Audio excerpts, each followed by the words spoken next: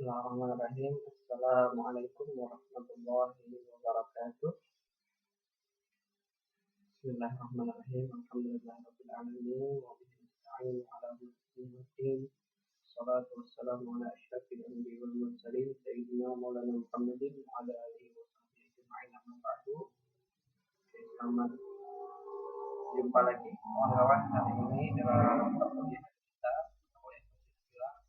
Kita sudah pertemuan ke-4 atau ke-5.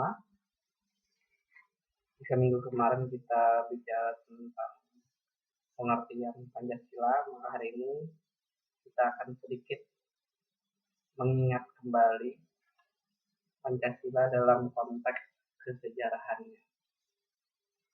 Mengapa ini penting? Karena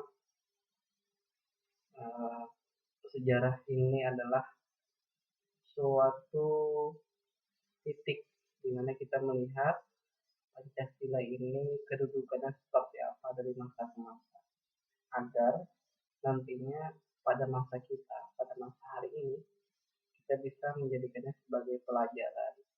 Apakah kita akan mengulang sejarah yang sudah pernah berjalan, atau kita akan membuat sesuatu yang baru, entah itu lebih baik atau lebih buruk. Oke, kita mulai dari Pancasila sebelum Pancasila. Jadi kata Pancasila itu sebenarnya sudah ada sebelum Pancasila itu dibuat dengan konotasi yang berbeda dari apa yang kita kenal sekarang. Awalnya digunakan oleh masyarakat Buddha India yang berarti 5 aturan seperti yang kita bahas minggu kemarin. Secara kebahasaan dia berarti 5 dasar, 5 fondasi, 5 tata nilai, 5 aturan yang harus ditaati oleh para penganutnya. Berisi 5 larangan. Ini pada awalnya. Jadi 5 larangan bagi masyarakat Buddha di India. Jangan mencabut nyawa atau dilarang membunuh, jangan mengambil barang atau jangan mencuri, jangan berhubungan yang tidak sah, jangan berzina, jangan berkata palsu atau jangan berdusta, dan jangan meminum minuman yang menghilangkan pikiran atau mabuk-mabukan. Nah, ini adalah 5 larangan yang awalnya disebut sebagai Pancasila. Kemudian kata ini diadopsi sebagai POM, sebagai kerangka yang mewakili 5 standar hidup masyarakat Nusantara yang dilihat secara empiris ada di dalam masyarakat kita oleh para founding father, Soekarno, Muhammad Yamin, Hatta, dan seluruh para pejuang kemerdekaan kita yang terlibat dalam merumuskan ini melihat 5 dasar ini ada dan hidup di dalam masyarakat kita. Jadi ini sifatnya merumuskan, mengkonsepkan sesuatu yang sudah ada. Maka dirumuskanlah apa yang kita kenal hari ini. Jadi ini bukan dibikin sebagai kerangka kerja untuk ke depan, tetapi pada awalnya dia melihat begini loh norma hidup masyarakat kita, begini loh standar hidup, begini loh cara masyarakat kita hidup. Nah, ini yang dirumuskan oleh para founding father. Kemudian setelah dirumuskan baru ini kemudian menjadi kerangka kerja untuk kedepannya generasi seterusnya. Jangan melupakan apa yang sudah dijalani dan diwariskan oleh para pendahulu kita. Begitu mungkin visi intrinsiknya. Ada kebertuhanan, kemanusiaan, persatuan, kemudian musyawarah dan keadilan itu sudah mendarah daging di dalam masyarakat kita seharusnya seperti itu. Nah, kemudian kata Pancasila 5 dasar itu diadopsi, formnya diadopsi, bahasanya diadopsi, istilahnya untuk menjadi dasar negara kita. Jadi POM dasar negara kita. Maka lahirlah Pancasila.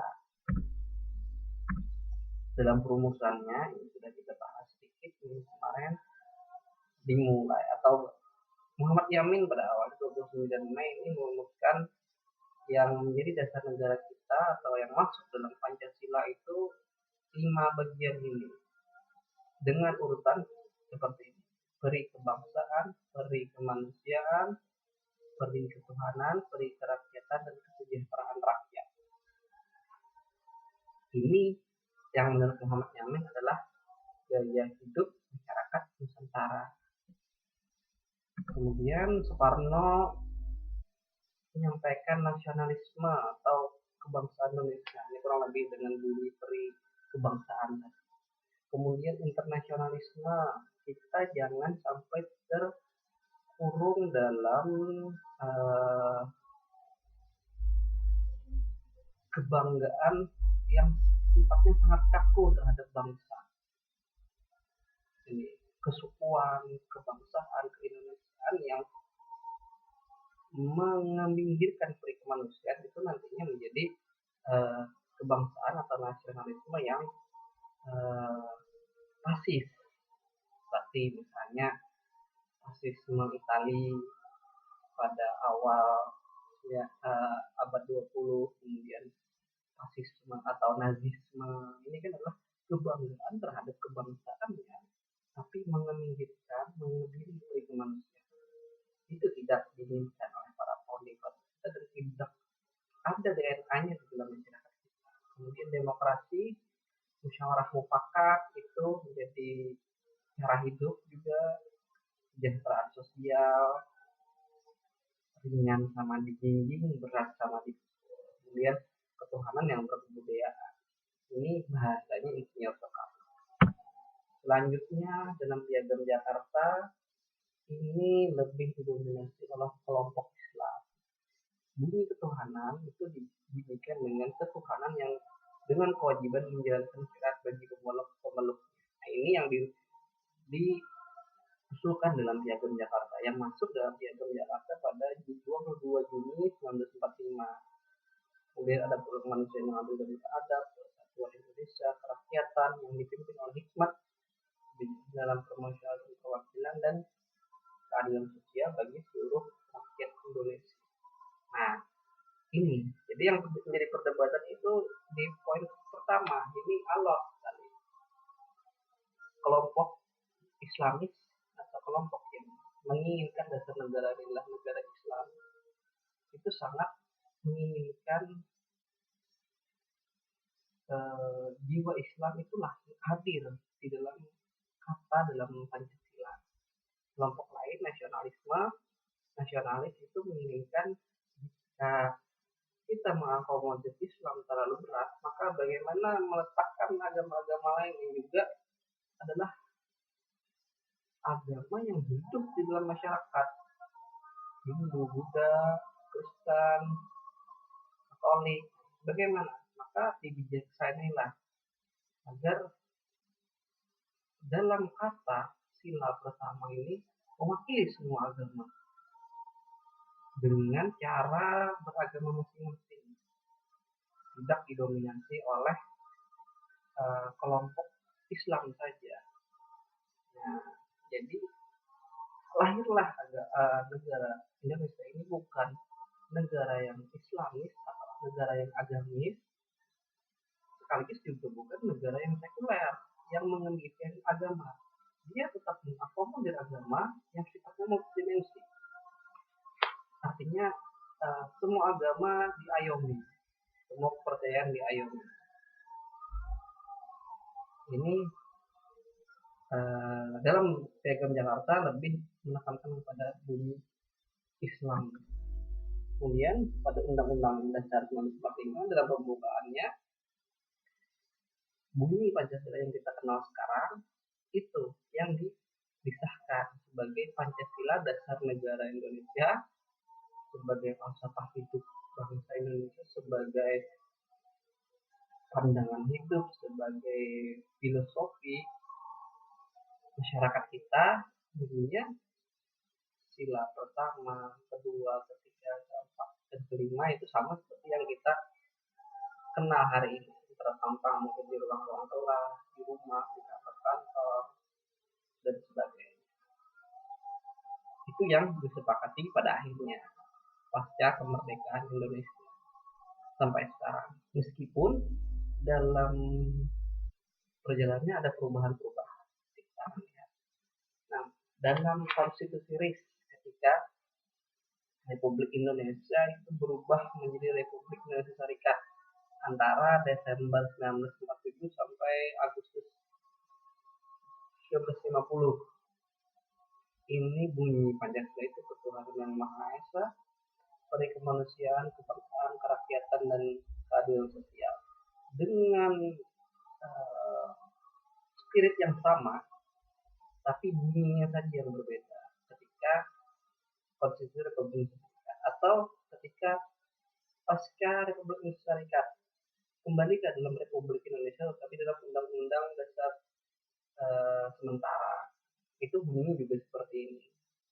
Kemudian pasca 1959 itu kembali lagi ke dalam Undang-Undang 1945 yang bunyinya seperti kita kenal hari ini. Jadi Pancasila itu sendiri katanya dalam perjalanan sejarah itu pernah berubah dengan spirit pemaknaan yang masih tetap. Apalagi sebenarnya tafsir daripada Pancasila itu semakin sering berubah. Misalnya kita lihat era Orde Lama. Yang disayangkan ketika konseptualisasi ini sudah baku, sudah dirumuskan, tapi pengetahuan tentang Pancasila ini di masyarakat diakui, tetapi penerimaannya sangat bagus, tetapi pemahamannya tidak sebesar penerimaannya. Misalnya sampai hari ini sebenarnya ini bukan saja permasalahan Orde Lama, permasalahan Orde Baru, permasalahan reformasi sampai sekarang itu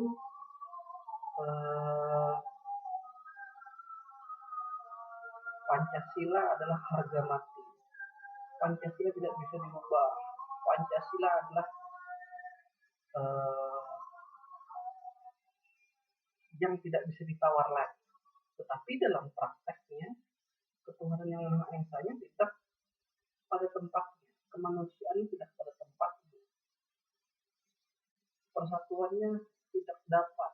Misalnya ketika Orde Lama itu terjadi pengidentikan Pancasila dengan ideologi lain, nasionalis, komunis, agamis, nasionalis, agamis, komunis, Tasakoh. Ini diidentikan dengan Pancasila oleh Soekarno ketika masa-masa beliau terjepit oleh kepentingan politik pada masa itu.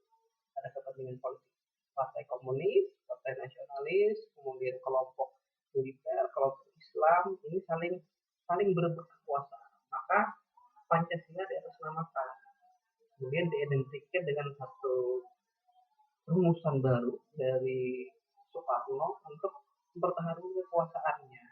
Nah, ini adalah penyimpangan yang terjadi terhadap penafsiran dan pemaknaan Pancasila, sehingga masyarakat yang pada waktu itu tidak sebesar ini pengetahuannya menjadi terkecoh. Ada yang ikut ke dalam kelompok Soekarnois, ada yang ikut ke dalam kelompok lain, sehingga menimbulkan berbagai macam penafsiran. Yang dimaksud dengan persatuan itu seperti apa? Apakah persatuan yang dengan caranya Soekarno atau dengan caranya yang lain? Ini menjadi dilema. Kemudian pada Orde Baru misalnya sama kasus pemahaman dalam masyarakat itu tidak sebanding dengan penerimaannya, euforia Pancasilanya. Pancasila sebagai ideologi pembangunan, Pancasila sebagai satu-satunya asas tunggal. Pancasila pada waktu ini dijadikan sebagai alat justifikasi kekuasaan. Siapa yang tidak Pancasila, dasar gerakannya, maka dia sama dengan pengkhianat, boleh ditumpah. Atas dasar perbedaan tafsir terhadap Pancasila, maka rezim Orde Baru itu bisa melenyapkan lawan-lawan politiknya, bisa dengan mudah untuk menghilangkan orang, bisa dengan mudah untuk mengebiri kepentingan orang, karena kekuasaan menjadikan Pancasila sebagai landasan.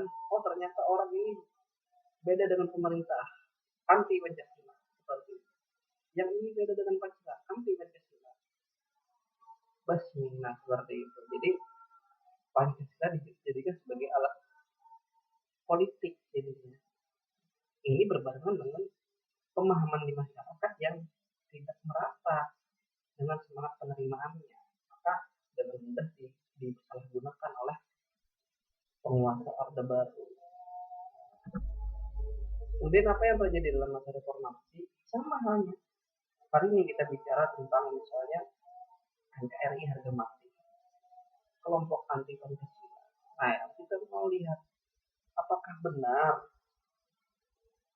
negara kita ini sedang atau telah menjalankan Pancasila dengan penuh.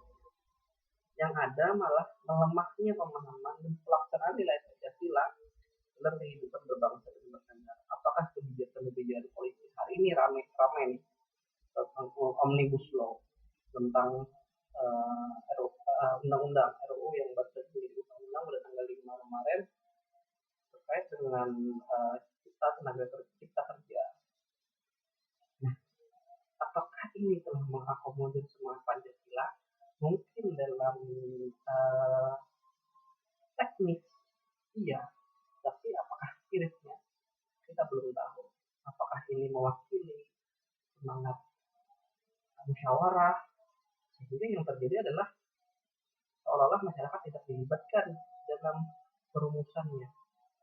Demonstrasi besar-besar ini menjadi ciri bahwasanya ada yang salah dalam proses pembuatan undang-undang, seolah-olah itu dipaksakan.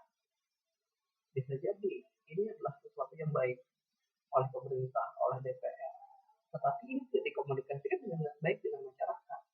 Ini terjadi miskomunikasi, bisa jadi seperti itu. Nah, ini kan berarti tidak ada musyawarah, tidak ada sila keempat di dalamnya, sehingga pada akhirnya muncul demonstrasi, kemudian kalau tidak sepakat silahkan ke MK. Ya, ini adalah salah satu juga alasan. Nah, kita negara demokrasi ya silakan saja judicial review MK jika ada yang tidak berkenan di dalam hati masyarakat. Tapi kan ini kan sudah 1 tahun yang lalu. Nah, harusnya perubahan itu tidak perlu sampai tidak disahkan dulu. Tuntutan masyarakat yang 1 tahun yang lalu itu diakomodir, sehingga tidak saling salah menyalahkan. Pemerintah menyalahkan masyarakat yang termakan hoax katanya. Masyarakat menyalahkan DPR dan pemerintah tidak mendengar aspirasi yang disampaikan 1 tahun yang lalu. Ini salah satu contoh saja.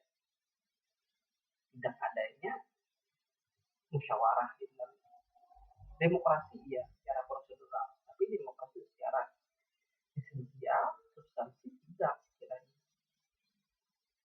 Kemudian keadilan hari ini, bagaimana nasib masyarakat kita di tengah pandemi,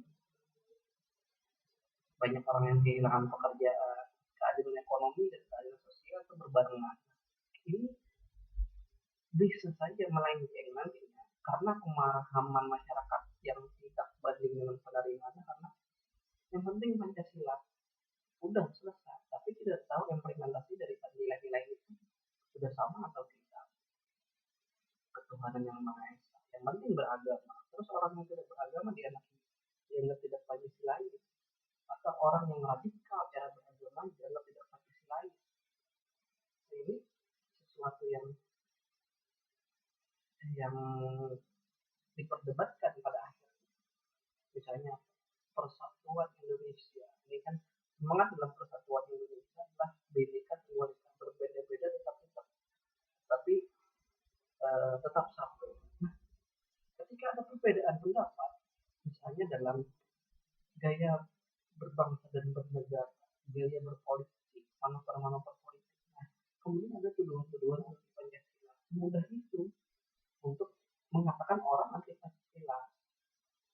ini adalah celah di mana Pancasila juga bisa dijadikan sebagai alat politik, alat justifikasi yang berbarengan dengan tidak sebandingnya pemahaman terhadap Pancasila itu sendiri.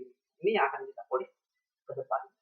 Bagaimana tafsiran yang lebih moderat, yang tidak berat sebelah dari sila-sila filosofinya seperti apa. Karena ini yang akan kita bahas minggu-minggu ke depan.